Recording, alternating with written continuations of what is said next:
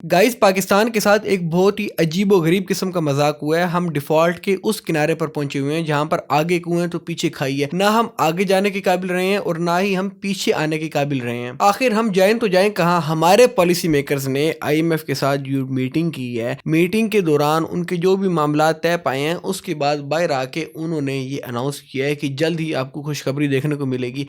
अब ये बात करने की देर थी कि हमारे न्यूज़ चैनल्स के ऊपर टिकर्स चलने लग गए कि जी IMF के साथ डील हो गई है, IMF के साथ डील सक्सेसफुल गई है। अब यहाँ पर सीन इस तरीके से है कि IMF से जो हमें 1.1 बिलियन डॉलर मिलने थे, हमें सिर्फ उसकी ज़रूरत नहीं है। ऐसा नहीं है कि हमें वो डॉलर्स मिल गए तो हम सस्टेनेबिलिटी की तरफ जाने लग जाएंगे, बल्कि IMF के प्रोग्राम में आने की हमें शिद्दत से ज़रूरत थी। उसकी सबसे बड़ी रीज़न ये है कि आपके जितने भी फ्रेंडली नेशंस हैं, चाइना हो गया, UAE हो गया, सऊदी अरेबिया हो गया, और जितने भी आउटसाइडर जो एक्सटर्नल लेंडर्स हैं हमारे, सारे के सारे चाहते थे कि आप IMF के प्रोग्राम में आएँ, क्योंकि IMF के प्रोग्राम में आने के बाद हमारे पर जो ट्रस्ट डेवलप होना था, उसने हमारी इकोनॉमी को बहुत ही ज़्यादा सपोर्ट करना था। बहरहाल जब हमने ये सब कुछ अनाउंस कर दिया कि IMF के साथ हमारी डील सक्सेसफुल हो गई है, तो सबको सांस आने लग गया, सबकी जान में जान आने लगी कि शुक्र है हमारी डील जो है सक्सेसफुल हो चुकी है, ताकि हम जो सॉवरेन डिफ़ॉल्ट की तरफ पहुंच गए थे वहां से हम अपनी वापसी का रास्ता जो है वो जल्द से जल्द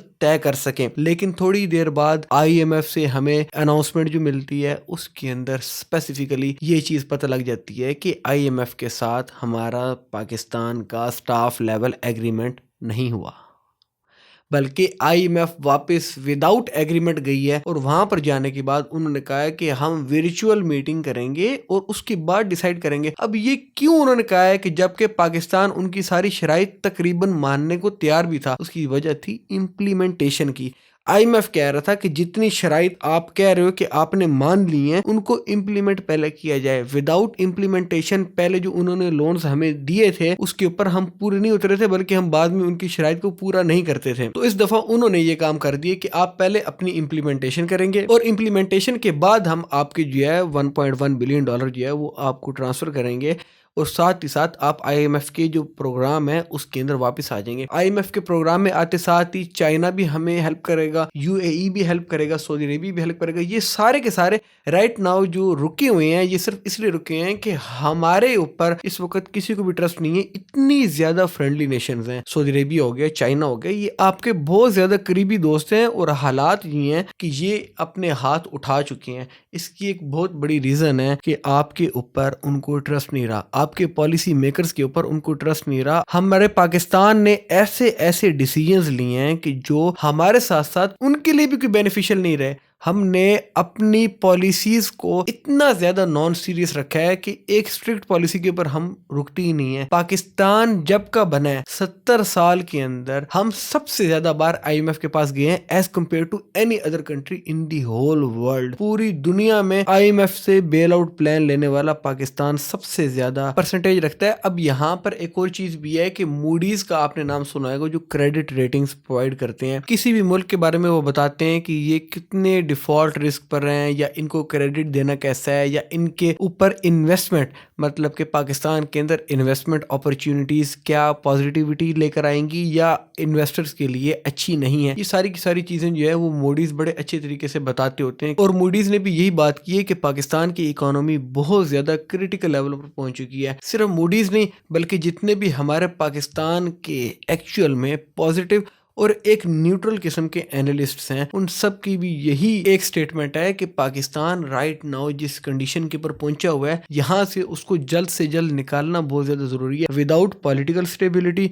without foreign remittances, without IMF bail out plan, without increasing our exports, industries के ऊपर फोकस किए बगैर हम कभी भी अपनी इकोनॉमी को स्टेबल नहीं कर सकते। इन सब चीज़ों की हमें जितनी इस टाइम पे ज़रूरत है, उतनी शायद ही किसी और मुल्क को ज़रूरत हो। बट प्रॉब्लम वहाँ पर है कि हमें पॉलिसी मेकिंग की जो ज़रूरत है ना, वहाँ पर हम फोकस नहीं करते। हमें लेंडिंग की आदत पड़ चुकी है, हमें कर्जे लेने की इतनी शदीद किस्म की आदत पड़ चुकी है कि हम कर्जे लेने के बाद कहाँ पर खर्च करते हैं? उन जगहों के ऊपर खर्च करते हैं जो कि कम्प्लीटली नॉन प्रोडक्टिव होती हैं, किसी भी किस्म की हमें प्रोडक्टिविटी प्रोवाइड नहीं करती। क्या आपने कभी देखा कि हमारे पास जब लोन्स आते हैं तो हमारे पॉलिसी मेकर्स इंफ्रास्ट्रक्चर डेवलप कर रहे हो, इंडस्ट्रियल पार्क्स का, इंडस्ट्रियल जोन्स बना रहे हो? ऐसा कभी भी आपको देखने को नहीं मिलेगा। And last but not least, no matter کہ ہم کیا چیز بنا رہے ہیں، جب تک ہم اس کی ایکسپورٹ کرنے کے قابل نہیں ہوں گے ہماری اکانومی زیادہ بہتری کی طرف نہیں جائے گی۔ ایکسپورٹ کوئی بندہ کرنے جاتا ہے تو اس کو پتہ لگ جاتا ہے، اس کا سر پکڑ کے وہ اگلا بندہ بیٹھ جائے کہ بھائی اتنی فائلز، اتنے ڈاکومنٹس، اتنے کچھ ارینج کرنا پڑتا ہے کہ کوئی کسی بھی قسم کی ایز آف ڈوئنگ بزنس آپ کو نہیں وہاں پر نظر آتی، تو اگلا بندہ کیا کرے گا؟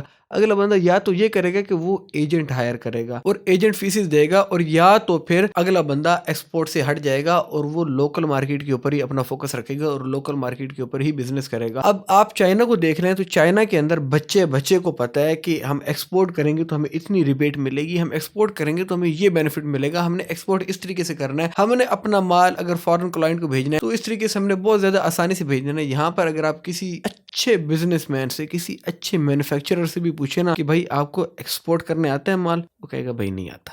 Well that's all for it, تو اللہ حافظ، take care of your self.